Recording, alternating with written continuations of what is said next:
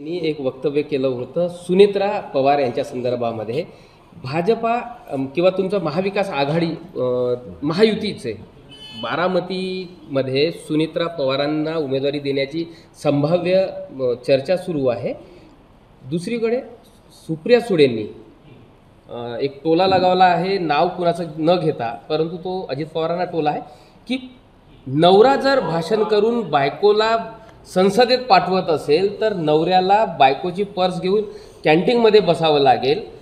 कसं बघता? हा त्यांचा अनुभव असू शकेल, मला माहीत नाही। महाराष्ट्राच्या मोठ्या ताई आहेत त्याच्यामुळे त्या कुणाला कॅन्टीनमध्ये बसवतात आणि कोण बसतं काही फार बोलता येणार नाही।